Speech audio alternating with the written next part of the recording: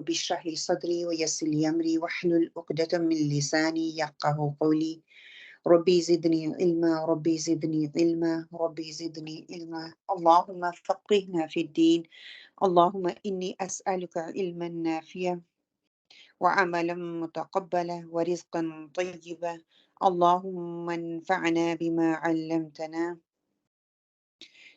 وعلمنا ما ينفعنا وزدنا علما اللهم فقهنا في الدين اللهم فقهنا في الدين اللهم إني أسألك علما نافعا وعملا متقبلا ورزقا طيبا اللهم أرنا الحق حقا وارزقنا اتباعه وأرنا الباطل باطلا وارزقنا اجتنابه الحمد لله رب العالمين الرحمن الرحيم مالك يوم الدين إياك نعبد وإياك نستعين اهدنا الصراط المستقيم صراط الذين أنعمت عليهم غير المغضوب عليهم ولا الضالين آمين اللهم لا سهل إلا ما جعلته سهلا وأنت تجعل الحزن سهلا إذا شئت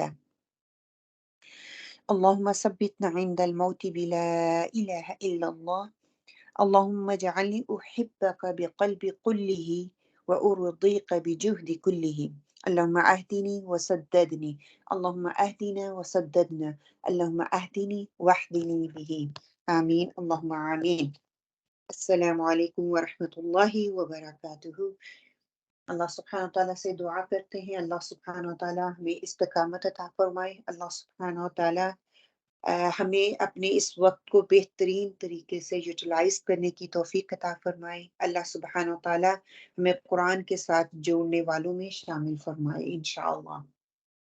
ہاؤس کیپنگ رول میں کیا ہے کہ انشاءاللہ تعالیٰ آج آپ لوگوں نے کوشش کی آج آپ لوگوں نے ہمت کی اپنا وقت نکالا قرآن کو سیکھنے کے لیے انشاءاللہ تعالیٰ میں تھوڑا سا انٹروڈکشن آپ لوگوں کے سامنے رکھ دوں گی کہ کیوں ہمیں سیکھنا ہے کیا ضرورت محسوس ہمیں ہو کہ ہم قرآن کو بہترین طریقے سے پڑھ سکیں ہم قرآن کو صحیح طریقے سے پڑھ رہے ہیں یا نہیں ہم قرآن کا حق دے رہے ہیں یا نہیں دے رہے ہمیں کیسے معلوم ہو تو اس کو انشاءاللہ تعالیٰ سامنے رکھتے ہوئے میں تھوڑی سی پوائنٹ جو ہے وہ آپ لوگوں کے ساتھ شیئر کروں گی اور اس کے بعد انشاءاللہ تعالیٰ ہم سٹارٹ کریں گے۔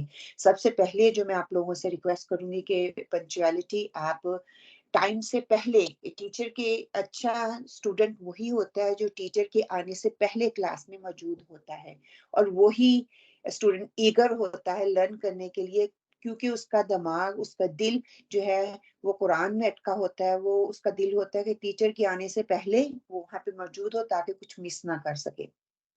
دوسرا give your full attention جب ہم پڑھ رہے ہوتے ہیں obviously ہم آن لائن کر رہے ہیں گھر پہ ہوں گے اور بھی باقی ہماری مصروفیات ہوں گی ساری چیزوں کو ایک سائڈ پہ رکھ کے صرف اور صرف قرآن کے لیے اپنے گھنٹہ 1.5 گھنٹہ ڈیپینڈ آن دا نمبرز کتنے نمبرز ہوتے ہیں تو آپ نے وہ ٹائم دینا ہے اور یہ ہوتا ہے کہ میں نے پڑھ لیا ہے اب دوسرے پڑھ رہے ہیں میں صرف سن لوں یہ ہوتا ہے کہ جب آپ کے سامنے قرآن کھلا ہوا ہوگا آپ دیکھیں گے دوسروں کی کریکشن ہوگی تو آپ بھی اس سے سیکھ سکیں گے آپ بھی اس سے لرن کر سکیں گے جب دوسروں کی کریکشن ہوتی ہے ہو سکتا ہے وہ آپ کی مسٹیک ہو اگر نہیں آپ اس الفاظ کو یا اس تلفظ کو صحیح طریقے سے ادا کر رہی ہیں ہو سکتا ہے پروناؤنسیشن سے آپ کا جو ہے اور بہتر ہو جائے اور موٹیویشن آپ نے رکھنی ہے اپنے آپ کو موٹیویٹ رکھنا ہے یہ نہیں کہ 2 دن 4 دن یا 1 ویک یا 2 ویک آپ لوگوں نے اٹینڈ کیا اس کے بعد آہستہ آہستہ نمبر جو ہیں وہ ڈاؤن ہو گئے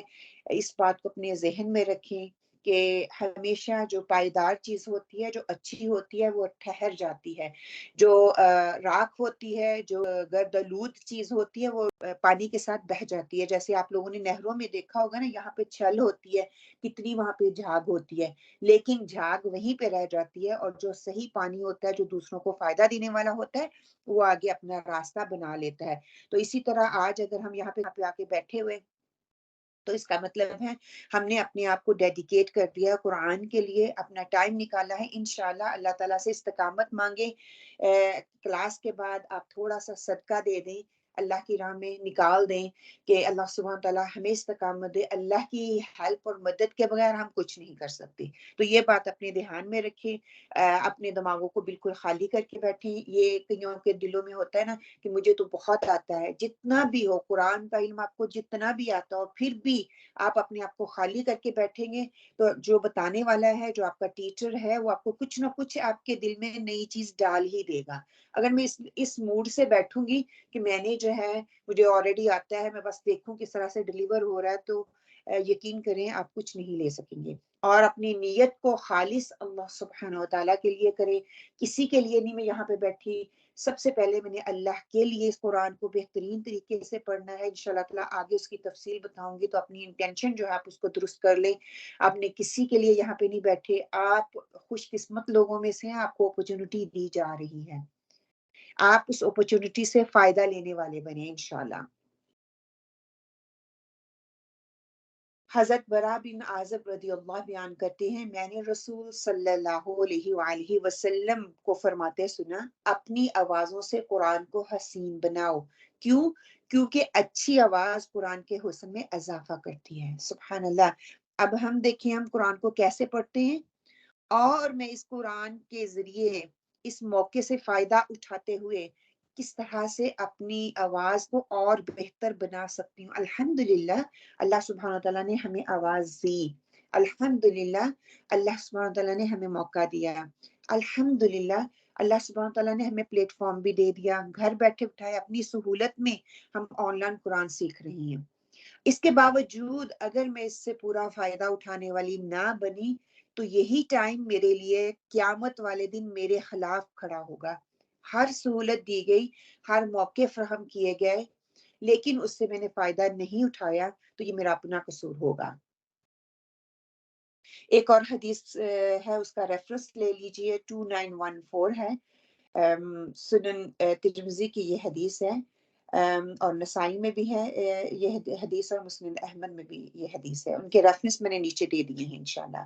عبداللہ بن عمر رضی اللہ سے روایت ہے کہ نبی کریم صلی اللہ علیہ وآلہ وسلم نے فرمایا، قیامت کے دن صاحب قرآن سے کہا جائے گا، قرآن پڑھتا جا اور بلندی کی طرف چڑھتا جا، اور ویسے ہی ٹھہر ٹھہر کر پڑھ جس طرح تو دنیا میں ٹھہر ٹھہر کر ترتیل کے ساتھ پڑھتا تھا.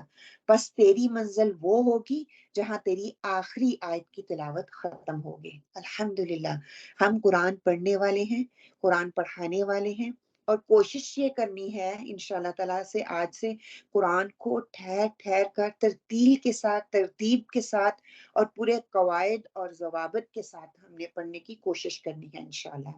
سنن ترمذی کی حدیث لے لیں، 2915. آپ صلی اللہ علیہ وآلہ وسلم نے فرمایا، قیامت کے دن قرآن آئے گا اور کہے گا، اے میرے رب اس قاری قرآن کو زیور پہنا دیجئے. تو اس شخص کو عزت کا تاج پہنایا جائے گا. قرآن مجید پھر کہے گا، اے میرے رب اور زیادہ اس کی عزت افزائی فرمائیے. پھر قرآن پڑھنے والے کو عزت کا لباس پہنایا جائے گا. قرآن مجید پھر کہے گا، اے میرے رب اس سے راضی ہو جا. تو اللہ سبحانہ و تعالیٰ اس سے راضی ہو جائیں گے.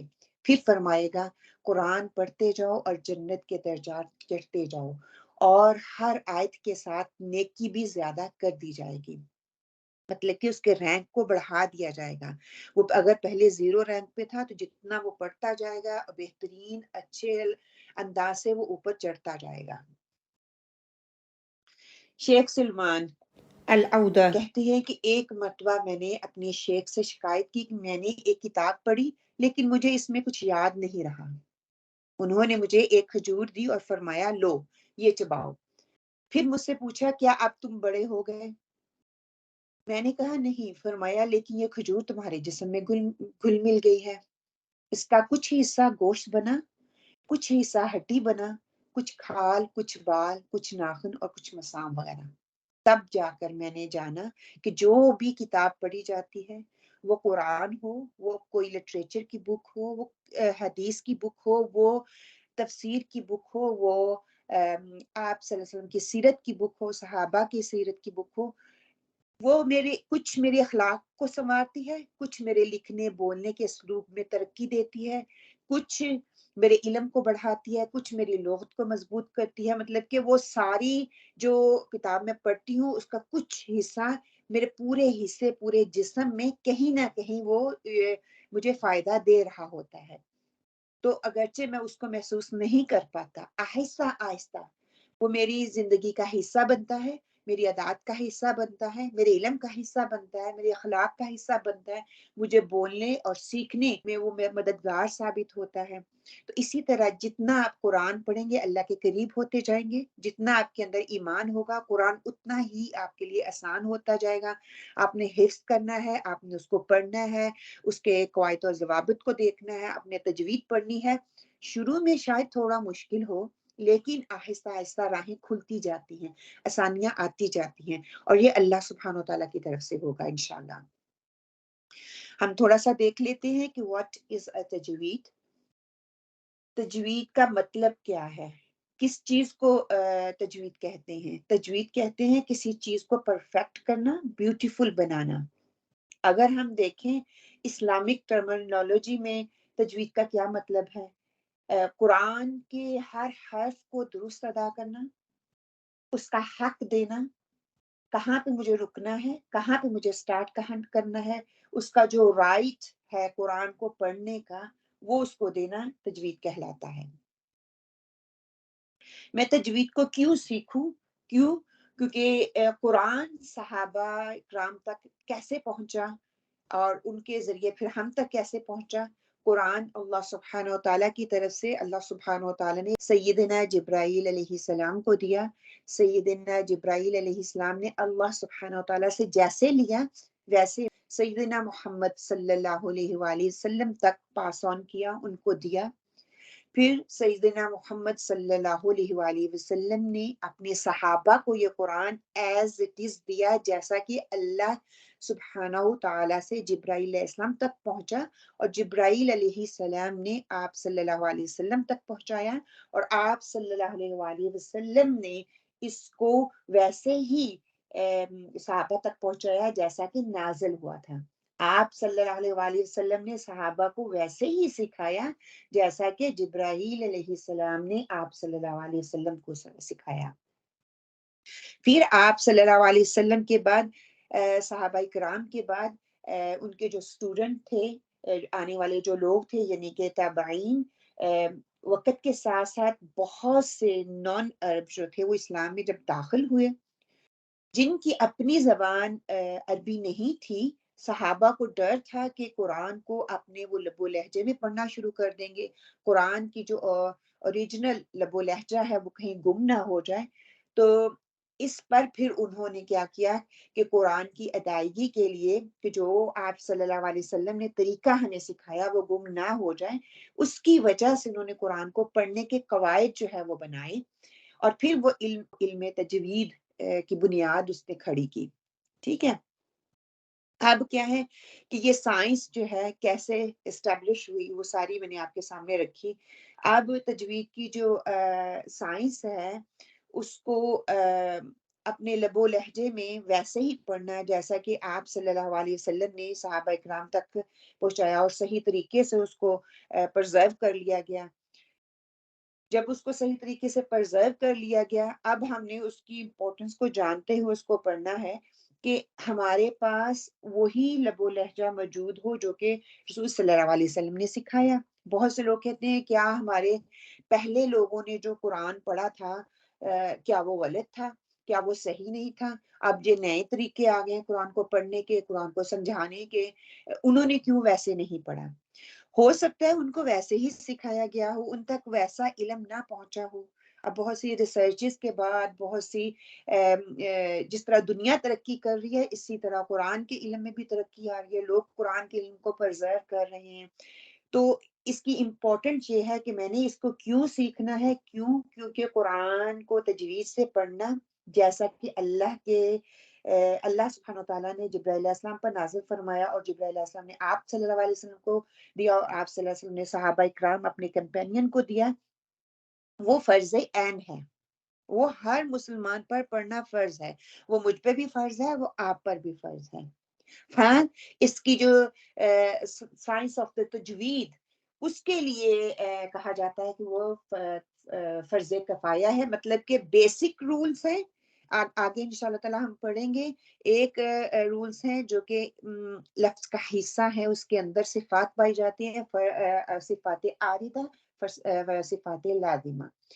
صفات لازمہ already in part of the word یا اس رولز میں آتی ہیں، جو کہ ہمیں سیکھنا ضروری ہیں، جن کے بغیر جب میں قرآن پڑھوں گی وہ آگے ٹرم میں آپ کو تھوڑی سی سمجھا دوں گی، لحن جلی اور لحن خفی میں آ جائے گا۔ اس کی سائنس کو آگے، اس کی ڈیٹیل کو پڑھنا وہ جو ہے فرض کفایہ ہے۔ کچھ لوگ اس کو اگر کر لیں، فار ایگزامپل ہم یہاں پہ رہ رہے ہیں، اس ایریے میں سے چند لوگ اس کو سیکھ لیں، اس کی ڈیٹیل میں جائیں، تو وہ فرض کفایہ سب کی طرف سے ہو جائے گا۔ اگر وہ نہیں کریں گے تو وہ کیا ہے، اس کا گناہ جو ہے پھر وہ سب کے اوپر جائے گا، اگر کوئی بھی اس چیز کو نہیں سیکھے گا یا آگے نہیں بڑھے گا۔ قرآن کو ترتیل کے ساتھ، تجوید کے ساتھ پڑھنا، اس کا ایویڈنس کہاں سے ملتا ہے؟ قرآن سے ہمیں یہ ایویڈنس ملتا ہے۔ سورہ مزمل میں اللہ سبحانہ وتعالیٰ فرماتے ہیں، بسم اللہ الرحمن الرحیم، وَرَتِّلِ الْقُرْآنَ تَرْتِيلًا، کہ قرآن کو ترتیل کے ساتھ پڑھو۔ ترتیل کا مطلب ہوتا ہے ٹھہر ٹھہر کے، آہستہ آہستہ، ترتیب کے ساتھ پڑھنا۔ حضرت علی سے ترتیل کے معنی پوچھے گئے تو انہوں نے بتایا حروف کو تجوید کے ساتھ ادا کرنا اور اوقاف میں ماہر ہونا۔ اس کا مطلب کیا ہے ترتیل کے ساتھ؟ اور اوقاف کیا ہے؟ اوقاف وقف کی جمع ہے، وقف سے نکلا ہے، اور اس کا مطلب ہے ٹھہرنا۔ تو قرآن پڑھتے وقت کہاں ٹھہرا جائے، کیسے ٹھہرا جائے، کہاں سے سٹارٹ کیا جائے، کہاں پہ رکنا ضروری ہے، کہاں پہ نہیں رکا جائے گا، یہ بھی ایک علم ہے جو کہ ہمیں سیکھنا چاہیے۔ کہیں پہ ایسے ہوتا ہے کہ ہم ایسی جگہ پہ رک جاتے جہاں پہ رکنا جو ہے درست نہیں ہے، وہ کوئی اور ہی میننگ جو ہے ہمیں دے دیتا ہے، اور پھر وہاں سے ہم پیچھے بھی نہیں جاتے، وہیں سے پھر شروع کر لیتے ہیں۔ ان سارے قواعد کو جاننا تجوید کہلاتا ہے، اور انشاءاللہ تعالی وقت آنے پر آہستہ آہستہ ہم اس کو بھی سیکھیں گے۔ رسول صلی اللہ علیہ وآلہ وسلم نے فرمایا کہ اللہ کو پسند ہے کہ قرآن کو جس طرح اتارا گیا اس کو ویسے ہی پڑھا جائے۔ Indeed, Allah subhanahu wa ta'ala loves that the Quran be recited as it was revealed. کہ جیسے قرآن کو اتارا گیا ویسے ہی پڑھا جائے۔ سلمہ described that the Prophet Muhammad sallallahu alayhi wasallam recited the Quran with each and every letter being clear. کہ clearly اس کو پڑھا کرتے تھے۔ کہ ایک اور حدیث میں ہے کہ اس سے پتہ چلتا ہے کہ رسول صلی اللہ علیہ وسلم نے فرمایا قرآن کو عربوں کے لہجے میں پڑھو۔ قرآن کو تجوید کے ساتھ کیوں پڑھنا ضروری ہے؟ کیوں پڑھیں؟ کیوں؟ تاکہ ہمارے جو مسٹیکس ہیں، جو غلطیاں ہم کرتے ہیں قرآن کو پڑھتے وقت، ہم ان غلطیوں سے بچ سکیں، اور جو غلطیاں ہوتی ہیں ان کو لحن کہا جاتا ہے، عربی میں لام ہا نون سے ہے لحن، اور یہ دو قسم کی ہوتی ہیں، لحن جلی، لحن خفی۔ ٹھیک ہے، لحن خفی جو ہے وہ ایسی ہڈن مسٹیکس ہیں، اور لحن جلی جو ہے وہ کلیئر مسٹیکس ہیں۔ کلیئر مسٹیک کا مطلب کیا ہے انشاءاللہ تعالیٰ تھوڑا سا میں آپ کے سامنے ان کو آپ کے انڈرسٹینڈنگ کے لیے آگے رکھوں گی۔ تھوڑا سا میں اردو میں بتا دوں، لحن کا لغوی معنی جو ہے نا غلطی کرنا، اور اصطلاحی معنی میں دیکھا جائے کہ حروف کو قواعد تجوید کے خلاف اور غلط پڑھنا، جو کہ ایک تجوید کے قواعد ہمیں سکھائے گئے ہیں اس کے حساب سے نہ پڑھنا۔ اور لحن کی دو قسمیں ہیں، لحن جلی اور لحن خفی۔ لحن جلی کیا ہے؟ لغوی معنی کیا ہے کہ بڑی اور نمایاں غلطیاں جو ہم کرتے ہیں، اور اصطلاحاً اگر ہم دیکھیں مخارج اور صفات لازمہ اور حرکات و سکنات میں غلطی کرنا۔ مخارج کہاں سے لفظ پرناؤنس ہوتا ہے، اس کا اوریجن کہاں سے ہے، اور اس کی صفات کون کون سی ہیں، صفات لازمہ ہے یا صفات عارضہ ہے، اس طریقے سے اس پہ وہ صفات اس مخرج پہ نہیں دی جائیں گی تو وہ لحن جلی میں آ جائیں گی۔ اس کی حرکات، زیر زبر پیش کو زیر زبر پیش نہ پڑھنا، اس کو بدل دینا۔ آپ کہیں گے ہم تو زیر زبر کے ساتھ ہی پڑھتے ہیں، میں بھی بتاتی ہوں کیسے زیر زبر کے ساتھ پڑھتے ہیں اور کیسے یہ کلیئر مسٹیک بنتی ہیں۔ پھر لحن جلی کی اقسام کیا ہیں؟ ایک حروف کو دوسرے حروف سے بدل دینا، جیسے الحمد کی جگہ ہم پڑھ دیں الحمد، ہا ڈیپ ہا، اور الحمد ہاں، ہاں کو ہاں میں بدل دینا، میننگ بدل جائیں گے. یہ کلیئر لاہن چلی ہے. کسی حروف کو بڑھا دینا، جیسے اس کو مد میں بدل دینا. نعبدو، کلیئر. نعبدو، اس کو 2 کاؤنٹ مد کر دینا، اس کو اسٹریچ کر دینا حتیٰ کہ وہاں پہ مد ہے ہی نہیں، میں مد پڑھ رہی ہوں اس کو. پھر کیا ہے کہ کسی حروف کو کم کر دینا، مطلب کہ وہاں پہ مد ہے، مد پڑھی نہ جائے. مطلب ایاک، یہاں پہ 2 کاؤنٹ مد ہے، ہم پڑھتے ہیں ایاک نعبدو، ایاک. پھر حرکات و سکنات کو ایک دوسرے کی جگہ پڑھنا، جیسے انعمت ہے، اس کو ہم کیا پڑھتے ہیں؟ انعمت. اور اہدینا، ہم اس کو پڑھتے ہیں اہدینا. کیوں؟ کیونکہ ٹھہر کے نہیں پڑھتی، جلدی میں پڑھتی ہوں. اہدینا، ہاں اس پہ ہمس ہے، اس کو کلیئر کرنا ہے، رکنا ہے، ٹھہرنا ہے، پھر آگے چلنا ہے. لیکن میں پڑھتی ہوں اہدینا سینا، اہدینا، نہ اس کو 2 کاؤنٹ کرتی ہوں، نہ اس کا ہاتھ کا مخرج پرناؤنس کرتی ہوں، نہ اس کی زیر اور زبر کو کلیئر کرتی ہوں. پھر جیسے صدقنا، ہم پڑھتے ہیں صدقنا، صدقنا، تو ہم یا تو صدقنا لمبا کر دیں گے یا اس کے اوپر سکون ڈال دیں گے. یہ ساری غلطیاں لاہن چلی میں آتی ہیں اور ہم پڑھتے ہیں. کیوں؟ کیونکہ ہمیں علم نہیں ہے، ہم نے کسی کو جیسے بچپن سے پڑھا ہے ویسے پڑھتی چلے آ رہی ہیں. اور پھر مخفف حروف کی جگہ مشددہ اور مشدد کی جگہ مخفف، یعنی کہ لائٹ لیٹر ہے اس کو میں نے شدہ کے ساتھ پڑھ دیا، جو شدہ کے ساتھ ہے بغیر کسی مرقق لیٹر کے، اس کو ہیوی لیٹر کے، اس کو میں لائٹ پڑھ رہی ہوں. جس کو لائٹ پڑھنا اس کو میں اس کو ہیوی پڑھ رہی ہوں. ٹھیک ہے. مالکی، مالکی، اس کو ما ہیوی کر کے پڑھ رہی ہوں. اور مالکی، لے کے، نو لے کے، لیکی، اور مالکی 2 کاؤنٹ اس کو کر کے پڑھنا ہے. ٹھیک ہے. اور بیسکلی اگر دیکھا جائے only 3 ٹائپ آف لہنجلی کلیئر جو ہے، ٹھیک ہے، جو اس کی تھوڑی سی ایکسپلینیشن میں نے آپ کو ڈیٹیل میں بتا دی کہ to change the letter with another letter, اس کی ایکسپلینیشن انشاءاللہ تعالیٰ میں ابھی دیتی ہوں آپ کو. ٹو چینج ون حرکہ ود اندر حرکہ، کسرہ، ڈونٹ ریڈ دا کسرہ، ریڈ بٹوین کسرہ اینڈ دا فتحہ اور کسرہ اینڈ ضمہ.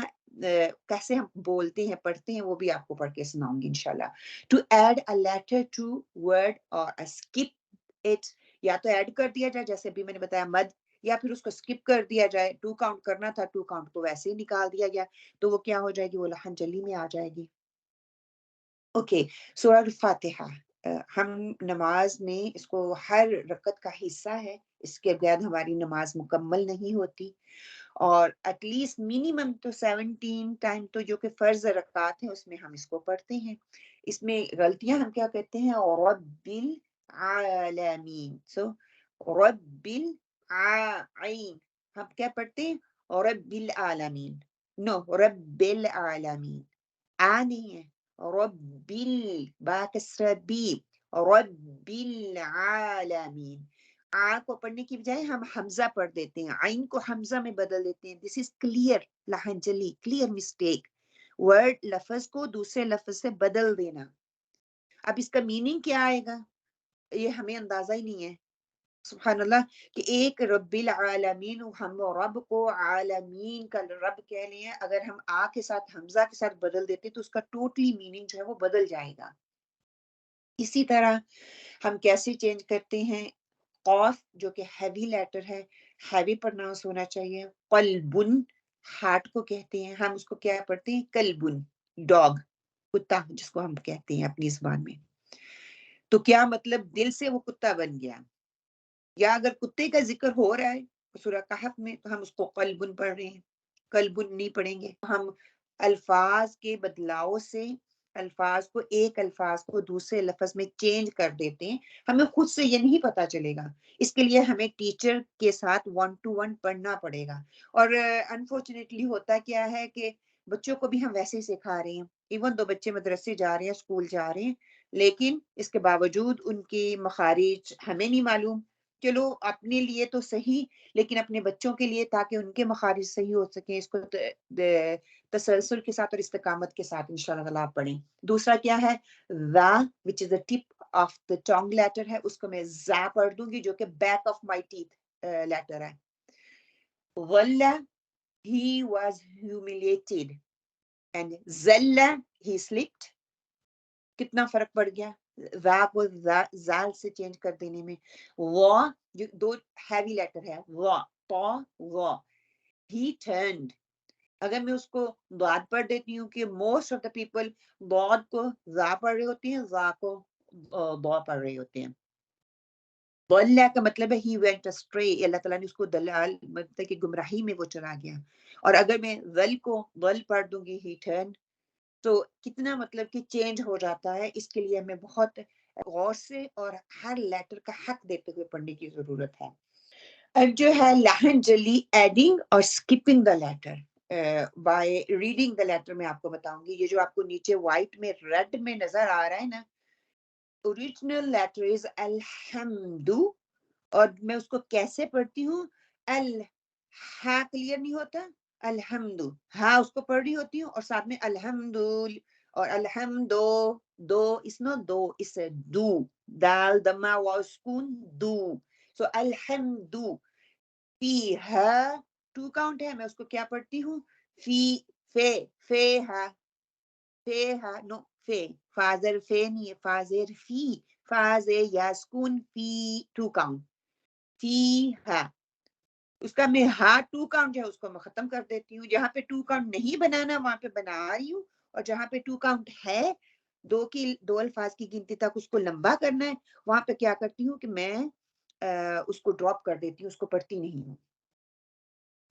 फिर लाहन खफी, हिडन मिस्टेक उसमें क्या है कि रीड विदाउट गुन्ना. फॉर एग्जाम्पल सूरह नास जब हम पढ़ते हैं, कुल आऊज़ु बिरब्बिन नास, हम क्या पढ़ते हैं, कुल आऊज़ु, हमजा आइन उनको मिक्स कर दिया, आऊज़ु बिरब्बिन नास. रब्बिन रुकते नहीं है, उसको होल्ड नहीं करते, कुल आऊज़ु बिरब्बिन नास बस.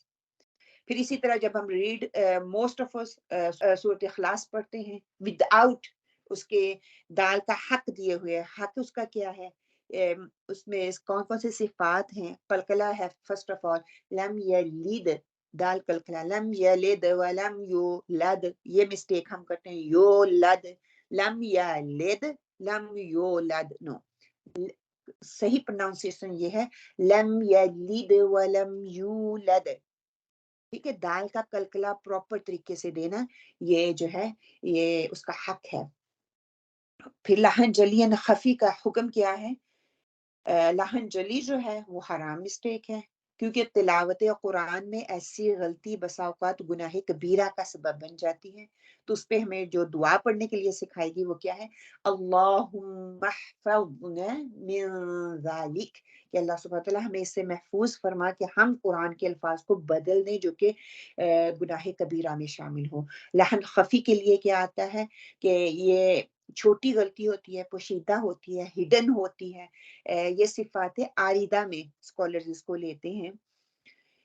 इस्तिलाही मायने में जब हम देखते हैं, तहसीन हरूफ से ताल्लुक रखने वाली सिफात में कमी पेशी करना, जिसको कि हम ब्यूटीफाई बना रहे हैं. फॉर एग्जांपल तरकीक और तफखीम हो गया, इख्फा हो गया, इदगाम हो गया, इकलाब हो गया.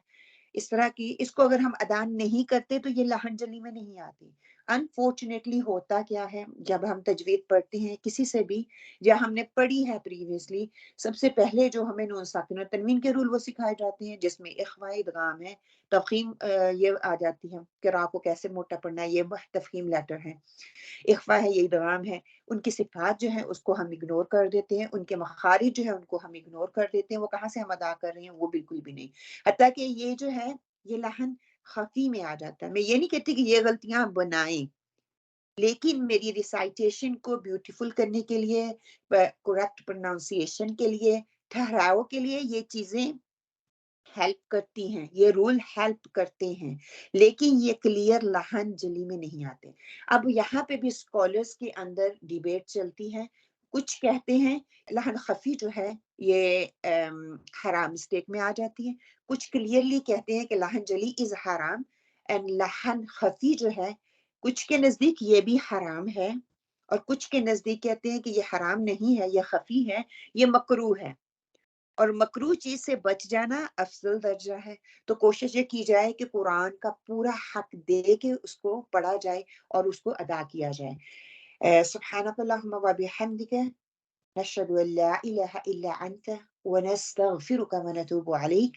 اللہ سبحانہ تعالیٰ سے دعا کرتے ہیں اللہ سبحانہ تعالیٰ ہمیں قرآن کا حق دینے والوں میں شامل فرمائے، اللہ سبحانہ تعالیٰ ہمیں استقامت عطا فرمائے، اللہ سبحانہ تعالیٰ ہمیں اپنا بہترین وقت اس قرآن کو سمجھنے، اس پر عمل کرنے اور اس کو بہتر بنانے میں ہماری مدد فرمائے، اور جو بھی آواز اللہ سبحانہ تعالیٰ نے ہمیں دی ہے وہ اچھی ہے بدی ہے جیسے بھی ہے، جب اس زبان سے ہم قرآن کے الفاظ کو ادا کرتے ہیں تو وہ خوبصورت بن جاتی ہے، اور خوبصورت بنانے کے لیے وہ کوئی بھی چیز ہو ہمیں اس کے لیے محنت کرنی پڑتی ہے۔